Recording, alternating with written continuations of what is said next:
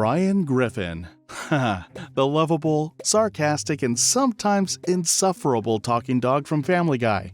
A sophisticated intellectual with a penchant for wine, women, and writing. Or at least pretending he's good at all three.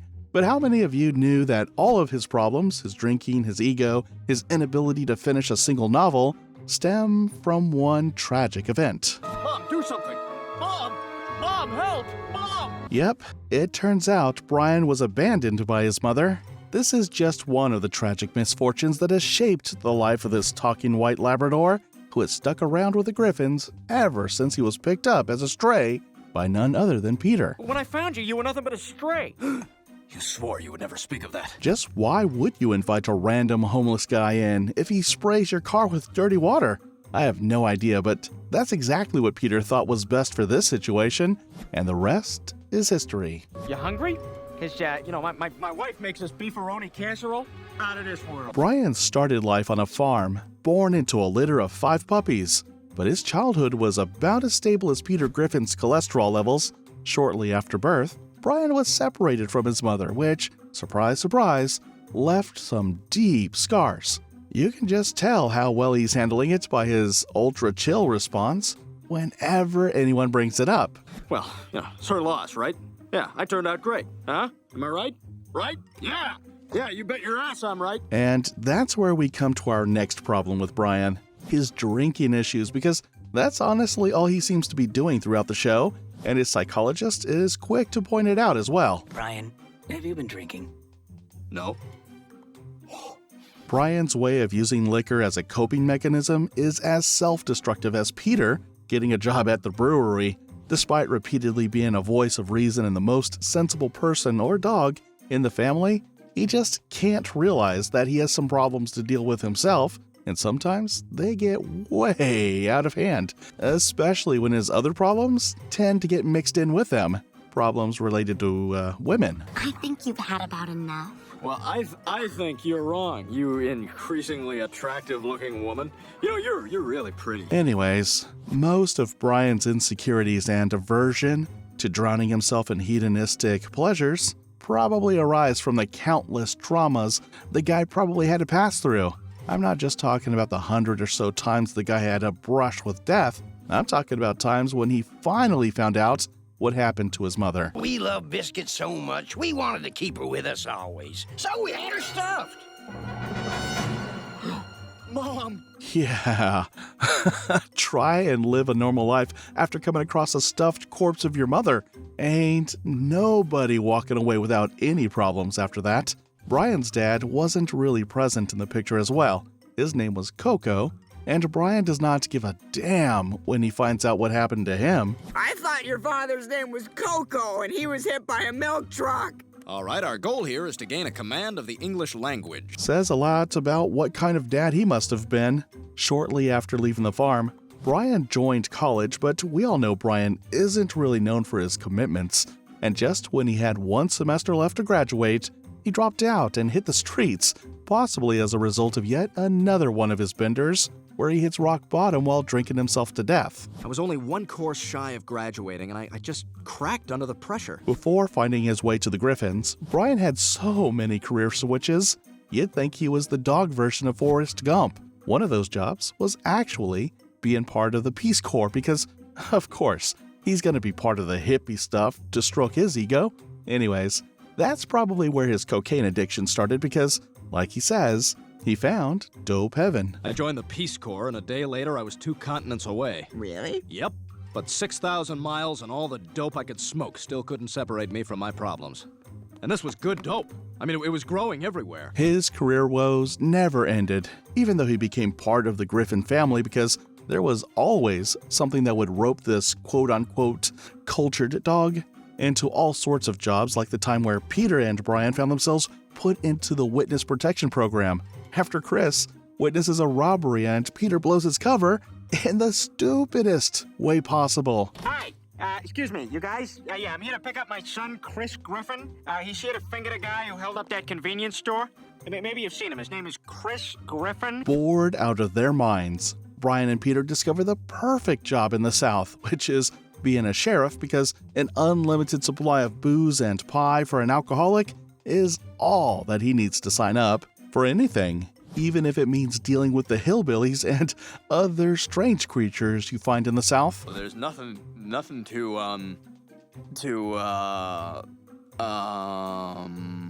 oh boy, what's the word I'm looking for? Do. Brian, you're drunk. You're drunk. It doesn't matter where Brian goes. His affinity towards drugs and spiraling into an addiction seems to follow him. At this point, you'd think he'd immediately cross off job openings which involved anything to do with drugs, but hell no. The fact that he became a drug-sniffing dog says everything about his risk aversion. That McGriffin guy was so cool. Totally. I'm never doing drugs now. And if you're wondering why it isn't really a bright idea to let a known drug addict get anywhere close to a career dealing with drugs, this is what it always turns out like. Splendid. Fido McCoke Fiend is home.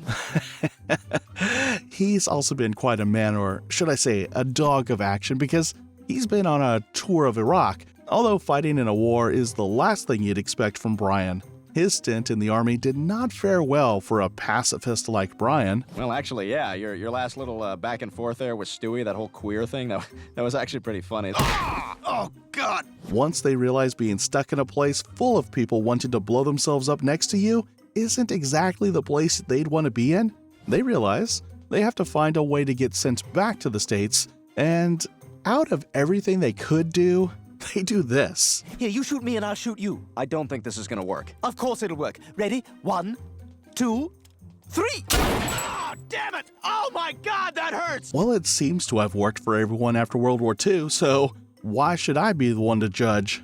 Brian's true passion lies in his writing, though, or so he says, because we have yet to see him write something actually good. His problems to commit and actually finish things he's working on can clearly be seen in his writing as well, because the guy took 7 whole seasons to come up with a single novel, which Carter gladly offers to publish for him, for something in return, of course. Carter is not a philanthropist. It's your novel, Brian.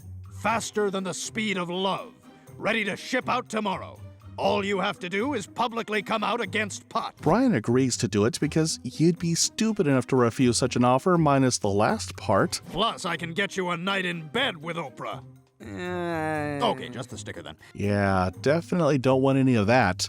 The tragic part is that it doesn't even work out for Brian because, clearly, there's a lot of work still needed if a book's title sounds like the corniest thing ever. In other news, a local Quahog author has set a record for the worst-selling novel of all time.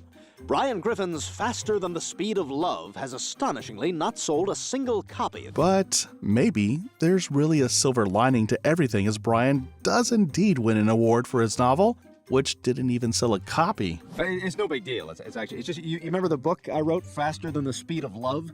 They love the book so much, they want to give me their most prestigious award. But just like Brian, we too get a nasty surprise once he finds out that the event that he's been waiting for all this time is in a pizza parlor, and his award is just as special.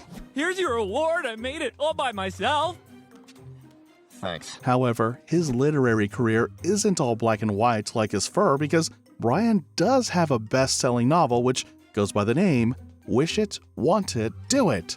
Written as a satirical take on self-help books, Brian's most effortless book, which he wrote out of spite, turns out to be his best-selling yet. Talk about a redemption arc, huh? Can you believe it? Wish It, Want It, Do It got 3 stars. How hilarious is that? It's not hilarious. It's great, Brian. However, it doesn't take long for Brian's cocky side to show up and ruin everything for himself and his new publicist, Stewie, who, let me just say, has the drippiest fits I've seen on the show yet.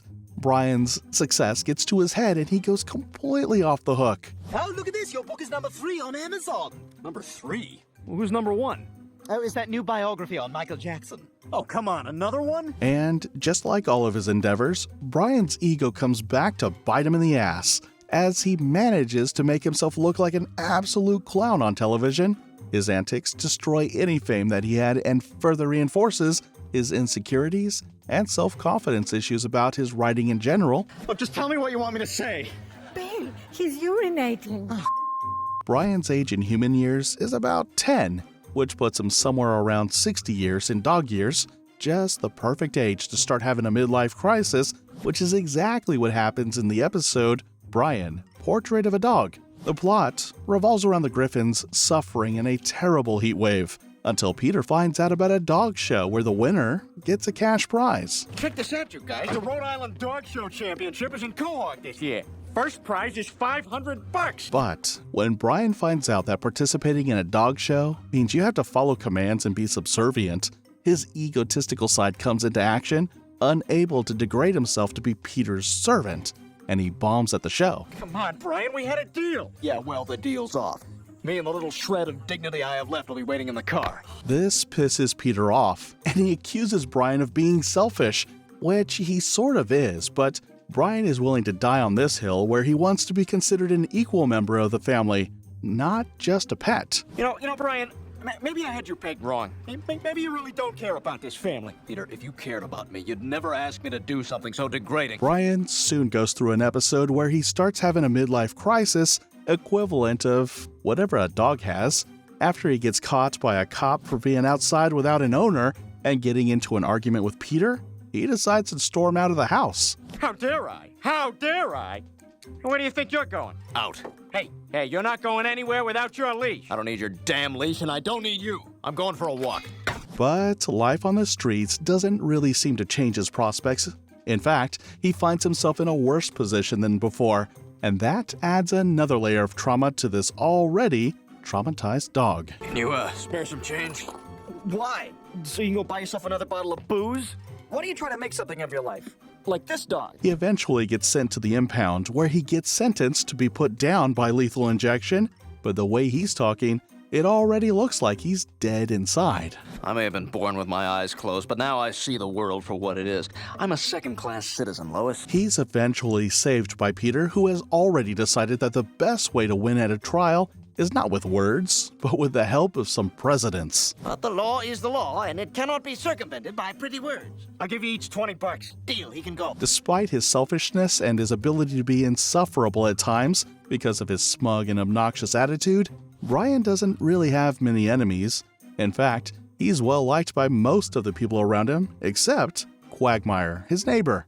In the episode Jerome is the New Black, Brian makes it his mission to get to the bottom of this mystery. I'm waiting for Quagmire to get his mail. I'm gonna conveniently stroll by and strike up a conversation with him and maybe find out why he hates me. At least, that was his intention, because the mission does not go very well. Yeah, I'm not deaf. Oh, what, like my brother? Boy, you have no class! Yeah, that's the guy's brother, man! Yeah! Shut up, bitch! He eventually is successful in getting Quagmire to go out on a dinner with him, but boy, does that turn into a super awkward dinner. Especially after the fact that Quagmire was tricked into believing his date was his long-lost love, Cheryl Teagues, and not Brian. Boy, that's gotta be an interesting job. I bet you guys... How do those things work? What, planes? How does a plane work? Yeah. You want me to sit here and explain to you how a plane works? The dinner reaches its climax when Quagmire has had enough of Brian, constantly trying to break the ice with him, and he opens up the floodgates of pure, unfiltered hate. Okay, I'll tell you. You are the worst person I know. You constantly hit on your best friend's wife. The man pays for your food and rescued you from certain death, and this is how you repay him? And to add insult to injury, you defecate all over his yard. So, yeah, that's why Quagmire is the oldest and probably the only member of the Brian Hate Club, if we exclude the neighborhood squirrels, of course.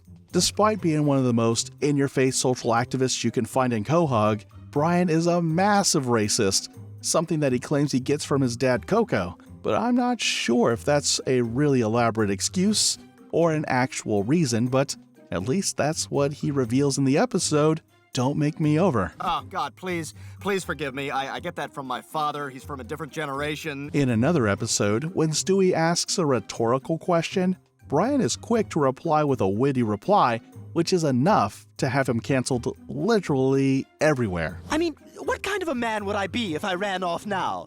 Well, you'd be a black man. Wow, whoa, what was that? I'm sorry, that was my father talking. Brian has gotten himself actually canceled as well, and that fiasco started off from the app we all know and love for being the one place the canceling crowd hangs around, Twitter. And Brian's Twitter journey starts off from a college protest. Type in tweet, Blast off in 3, 2, 1, and tweeted. I am back in the game. See? Up, you're gone. And the crowd is gone. And the animators are gone. If an app lets you voice every single one of your opinions, even though they're absolutely garbage, expect Brian to be on there. Twitter gets Brian hooked onto it, and he's going ham until his racist side decides to make an appearance in one of his tweets. About to see the new Kevin Hart movie. Just kidding, I'm white and went to college. After Brian is done watching Baywatch, he comes outside to meet a horde full of angry Twitter users out for blood. Somehow, miraculously, reaching his family, he gets greeted by an "I told you so" welcome from his best friend. Hey, how was Baywatch? I want to see that bad. What were you thinking writing that tweet? Brian's best friend, as we all know, is Stewie Griffin, and the two have been best buddies ever since the first season. In the episode Road to Rhode Island, we discover the duo as they go on their first adventure, which is getting back home with no money, but right from the start, we can see that the two may not agree on most things. This one's unlocked. An SUV? Look, we're trying to elude someone. We're not driving to soccer practice. Let's take this one. You like that color? What's wrong with the color? I don't know, it's so dark. Well, yes, but it doesn't show it. But towards the end of the episode, the two are closer than they've ever been, and that's exactly how it stays for the rest of the show, as Brian and Stewie find themselves on so many adventures. Coming over to his love life, the dog has had it on for nearly everybody in Quahog, including his owner's wife, which is probably definitely against pet code of honor, but we'll get to that later. His longest fling was with Jillian, the blonde who is totally short on brain cells because there's no way she's settling for Brian. Oh my god, Brian! I was watching something on TV about this guy named Hitler. Somebody should stop him. Even Stewie, the literal child, immediately knows there's something wrong with her brain. When Stewie tricks Jillian into meeting the rest of the family, he just can't stop getting bullied over how dumb she is, and she's very dumb. And then, think about this. Have you ever seen the sun and the moon in the same place at the same time? They're the same person. I know, right? You're brilliant! They eventually break up when Brian finds out that she was engaged all of this time, but realizing he's never gonna score a broad that beautiful again, he decides to crash her wedding and ask her to marry him, which she turns down. Will you please take me back? Brian, no. You had your chance. I mean, I thought you were my soul train, but you didn't want me. Good for you, Jillian. His next fling, or should I say victim, turned out to be a patient. Not mentally, but a cancer patient. Tell me about it. I'd been diagnosed with non-Hodgkin's lymphoma. Oh, you know, cancer? Oh my god, I thought I smelled cancer. They hit it off, and the best part is she's not even creeped out by the rest of the Griffins, which is a major green flag when it comes to anything related to Brian's relationships. I like your family. They're scumbags. I like you. When Jess finds out that she doesn't have a lot of time left, she decides to ask Brian to marry her. And Brian obliges, knowing he doesn't have to commit to a proper marriage, but life has something else planned for him because Jess gets some really great news right on her wedding day. These are your latest test results, Jess, and they're remarkable. Meaning what? Meaning Jess is going to live. Yeah, not exactly good news for Brian though. This is just the beginning of a very dark marriage for Brian, as he soon finds out why jumping into this thing was not a good idea. Jess turns out to be a fat cat lady, which is exactly as bad as it sounds. Oh, you're so glad to be back with me, aren't you? Mommy was so sad. He goes through a nightmare until he finds himself in the middle of an emergency. Jess is on one of her binge-eating episodes when she starts choking, and he's not a tiny bit qualified to help her or even interested in, if you ask me. Heimlich maneuver. How do you do the Heimlich maneuver? Come on. Damn it, I've got one song by Heim on my phone, and every time I try to type Heimlich, This is just a tiny part of his dumpster fire of a love life. His pervertedness knows no bounds, to the point that he even started catching feelings for Lois, his owner's wife. I always thought dogs were supposed to be famous for their loyalty, but there's no way this dog is like any other dog. Oh god, not again, Brian. Why can't you stop peeing on the carpet? Damn it, it's not coming out. In the episode Brian in Love, Brian starts having bladder issues whenever he's around Lois, so much so that he has to frame poor Stewie whenever he pees on the carpet. After going through therapy, Brian starts realizing that his tendency to relieve himself all the time is tied to Lois. Well, stunning, really. I guess you could say I really love her. No, of course not. Well, me and Lois, that's sick. I mean, come on, she's my best friend's wife. When Brian tries revealing his newfound problem to Peter, he finds out that maybe his choice of owner wasn't really ideal because Peter is focused on something entirely different.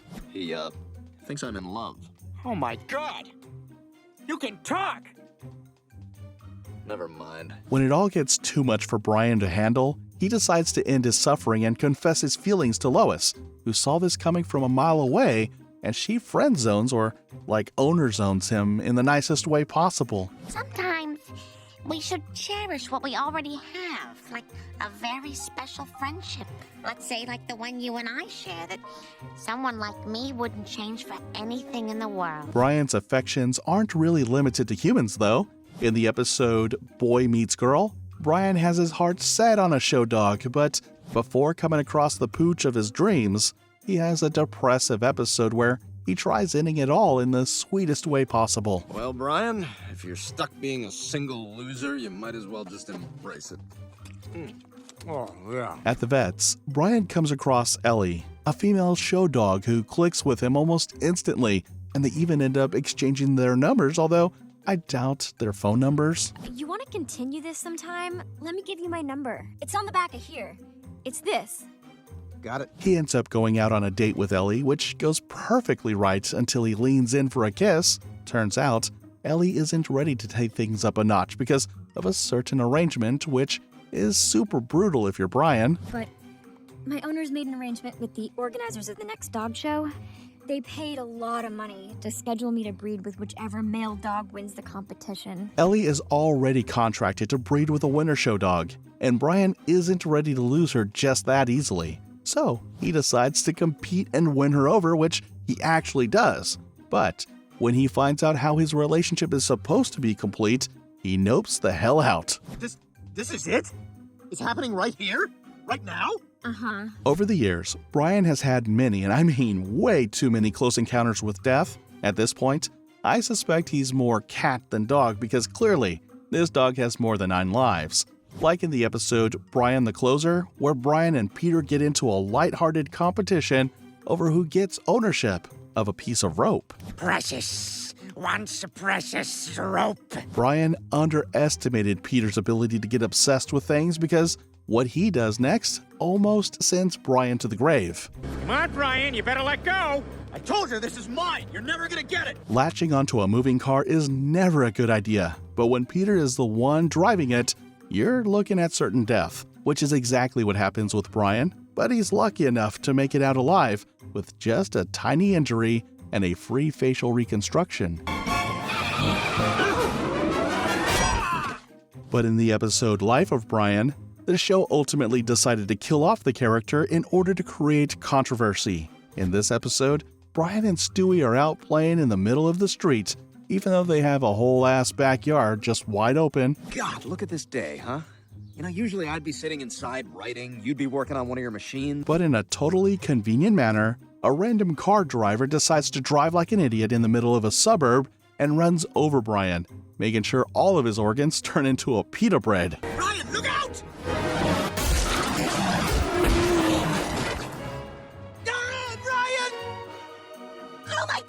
The family rush to the vet, who does his best to help Brian, but in the end, he has to leave the family with a somber goodbye that has all of us tearing up for the dog we've all hated all of those seasons. You've given me a wonderful life. I love you all. Turns out, getting rid of Brian wasn't really a well-liked idea, as just 2 episodes later, his replacement, Vinny, had to go away. Brian was eventually brought back when Stewie realized he could just go back in time with the time machine that he totally forgot about and save Brian, and he does just that in the episode Christmas Guy. Brian, look out! And so Brian, the dog who we've all grown attached to over the entire course of the show, is still a vital part of Family Guy to this day, and probably will be until they decide to kill him off again. Hope it's Quagmire though. Nobody likes him. Anyways, this was Brian's entire life story. Let us know below in the comments who we should cover next, and please leave a like and subscribe for more.